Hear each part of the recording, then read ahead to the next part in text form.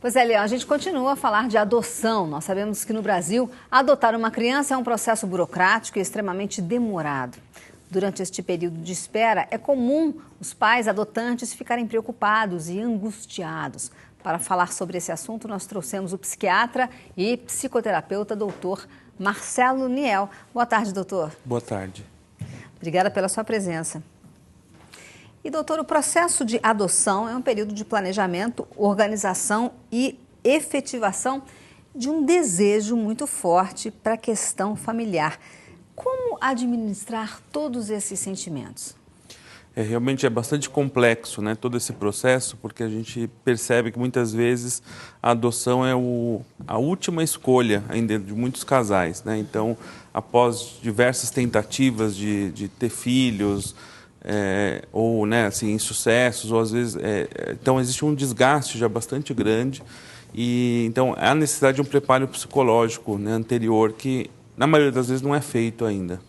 Ô, doutor, eu estava até pensando aqui enquanto vocês estavam conversando que o adotar também tem muito a ver com o seu sentimento de querer adotar, porque às vezes independente até de você realmente praticar o ato, adotar mesmo uma criança, você sempre tem os seus agregados porque você tem esse dom de querer adotar, essa vontade de adotar, né? De cuidar das pessoas. É importante que a família inteira esteja de acordo, que todo mundo tenha esse desejo de estar adotando? Sem dúvida. É claro que nem sempre o desejo ele é similar, né? Ele é proporcional, mas tem que existir minimamente o consenso, né? A partir do casal, ou mesmo quando as adoções são, né, de pais solteiros, eu acho que é até mais fácil, mas necessita uma elaboração, né? Claro que existem aquelas pessoas que a gente até via muito mais antigamente, né? Que tem essa coisa, como você falou, de esse instinto generoso de adotar, de cuidar. Eles até têm filhos e resolvem adotar mais um. Ou pessoas que não tiveram filhos e adotam, criam filhos, têm agregados. Eu não diria nem que ser a generosidade, né? Eu acho que é uma disponibilidade mesmo, natural da pessoa, né? Eu acho nesse sentido que eu falo de generosidade. É um desejo de cuidar, um dom, né, maior que a pessoa tem, né? E agora, a adoção, na maioria das vezes, essas pessoas não têm isso. Elas têm o desejo de ter o filho, né? Ou porque não conseguiram, ou porque querem ter, porque são solteiros, diversas situações, e precisam trabalhar assim, o motivo da adoção, né? As questões que levam, as dificuldades desse processo, que é um processo bastante complicado realmente, não é uma coisa tão simples assim. É verdade, eu falei isso, eu acho importante falar isso, porque às vezes também a pessoa não tem vontade de ser mãe, né? Ou não tem vontade de ser pai, que é um direito também, que as pessoas meio que condenam, falam, nossa, ele não quer ter filhos, ela não quer ter filhos. Às vezes, para ser um mau pai, é melhor não ter mesmo, né? Eu acho que é um bem para a humanidade que você faz, quando você acha que você não tem talento para aquilo, então não tem, né? Sem dúvida. Eu acho que tem gente que, de fato, isso é muito rechaçado na sociedade. Uma mulher que não queira ser mãe, um pai que não queira ser pai, isso é muito pesado, né? Então, às vezes a pessoa até acaba se levando a querer adotar, ou até métodos, né, de fertilização antes da adoção, por conta de uma pressão social. E nem todo mundo tem essa vocação, mesmo esse desejo, inclusive, né? Com certeza. Esse aí, com certeza, seria um motivo errado para adotar, né? Apenas cumprir um protocolo da sociedade, né? Que o senhor estava falando sobre os motivos que levam uma pessoa a adotar uma criança. O que esse casal, essa família tem que ter claro em mente, né? Quais são os motivos que seriam os errados? Eu acho que é mais fácil pensar primeiro no certo, né? Que é o desejo, né? Que é muito comum no casal, né? Muito mais frequente na mulher, né? O instinto maternal, mas existem homens que também têm esse desejo de ter o filho e tal. É o desejo de ter o filho, né? Então esse é o primeiro que tem que ter um certo consenso quando se trata de um casal.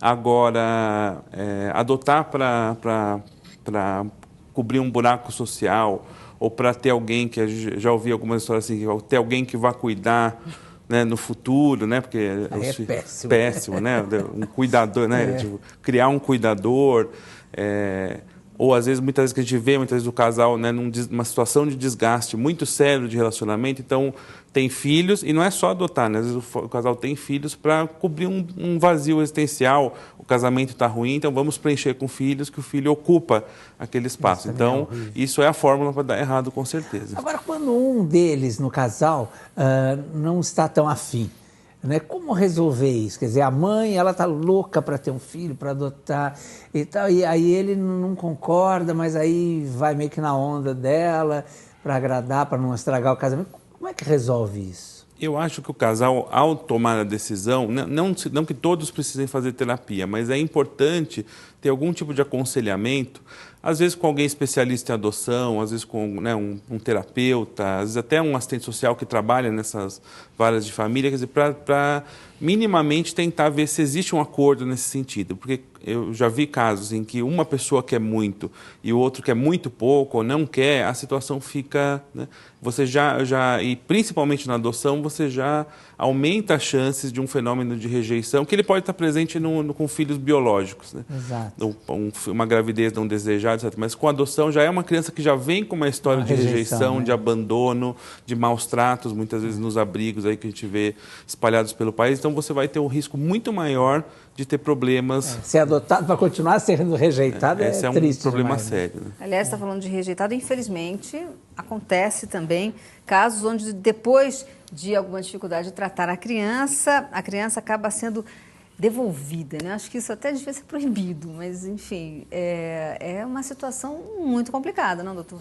É bastante, e eu acho que isso acontece pela falta de preparo do casal, né? Do preparo da criança que está sendo adotada. Então, às vezes, você vê né, adoções que são muito rápidas. O processo é muito moroso, mas, às vezes, acontece, a pessoa dá uma sorte, digamos assim, consegue, de alguma forma, apressar a situação e adota rápido demais, sem estar a questão elaborada. Não sabe dos problemas que a criança tem, né? Então, às vezes, não sabe o histórico familiar, não sabe as coisas, a violência que ela passou, né? Então, porque o casal tem que estar preparado para diversos problemas que podem advir, né? Então, um filho também biológico pode trazer problemas, né? Pode dar problemas inesperados. A gente sempre espera que o filho seja saudável, que tudo dê certo, e infelizmente nem sempre é assim. Mas a adoção existem alguns riscos, né? Pela criação, pelo maltrato, pelos problemas psicológicos da criança, de violência, etc. Às vezes pela gravidez também, né? Que não, então, não foi acompanhada. Né, a rejeição dos outros filhos. Então, a família tem que ser preparada para receber essa criança. E acontece, às vezes, de devolver, e daí só sobra, né, em geral, para a criança ela é ressubmetida a um trauma, um novo abandono. Então, isso é muito sério, realmente. Agora, de concepção afetiva, né, o acolhimento profundo, o amor incondicional, né, é importante definir cada um desses sentimentos, né, se abrir, falar dos medos, né, do que está sentindo, né, pedir ajuda, né, eu acho que isso é fundamental, porque, claro, deve acontecer tudo isso, né, com essa pessoa que adota também, né, que pode acontecer, né, ela sente várias coisas, assim como uma mãe biológica, né, sente, né? Então, eu acho que eu esclareci, eu particularmente não acredito em amor incondicional, né? A pessoa pode ter aquela sensação, aquela empatia imediata por uma criança, que a gente ouve essas histórias, são bastante frequentes, mas o amor, o ódio, eles são sempre presentes, né? Então, e uma criança, né, chegando no lar, seja adotada ou não, ela vai mudar toda a rotina na vida do casal ou da pessoa que adotou. E aquilo muitas vezes é pesado, né? Cuidar de uma criança que já tem problemas, a adaptação. Então, o adulto, né? Os pais, eles têm que destrinchar essas fantasias, né? De que tem que amar incondicionalmente, né? A gente pode odiar, né? Um pouco, né? Assim, né? Não, se na balancinha o ódio é maior que o amor, daí não vai dar certo mesmo. Mas o adulto sendo acompanhado, orientado, de que ele pode ter raiva, assim, ele não pode descontar a raiva na criança, mas ter raiva, ter cansaço, ter inseguranças, isso todos os pais deveriam ser humano, orientados, né? É humano, né? E a gente fica numa premissa de que os pais têm que amar incondicionalmente. Eu sempre lembro eu falo até alguns pais que orientam da família dinossauro, né? O Baby lá, você tem que me amar, né? Eles falam, né, como uma imposição, e isso não é 100% verdade, né? E pode cometer erro, pedir desculpa também, né? A gente vai tentando aqui.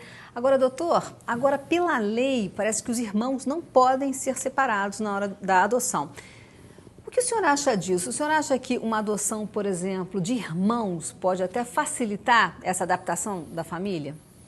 Eu acho que pode facilitar ou dificultar, né? Então, você tem um lado que, para a criança, né, para as crianças que são irmãos, eu já vi cenas, né, das crianças serem separadas, isso é extremamente traumático, porque às vezes é o que restou daquela família, que os pais estão presos ou falecidos, morreram de mortes violentas. As histórias geralmente são trágicas, né, que levaram uma criança a um abrigo, né? E daí você tem aquele restinho de família, ele é separado como se fosse uma mercadoria. Eu quero esse mais bonitinho aqui, eu quero essa menininha, né? É claro que para uma família adotar, eu já vi exemplos, já tive pessoas conhecidas e até de pacientes que adotaram irmãos, né? O trabalho é dobrado, triplicado, então tem que ter muita estrutura para, né, inclusive financeira, para adotar mais de um filho, né? De uma vez, bastante complicado. Agora, e a questão da culpa, doutor? Porque às vezes você adota e aí você fica com aquela culpa, né? Que o pai natural também, a mãe natural também, mas assim, de não estar sendo um bom pai ou uma boa mãe, né? Como é que lida com isso? Então, eu acho que começa já desde antes da adoção. Se a pessoa tem estruturado isso, outro dia eu até um casal de amigos que adotou uma criança veio me perguntar se a criança precisava ter acompanhamento psicológico, né? Daí eu falei assim, olha, eu olhando a criança, vendo, eu falei assim, é o termômetro, a criança estava indo bem na escola, estava feliz.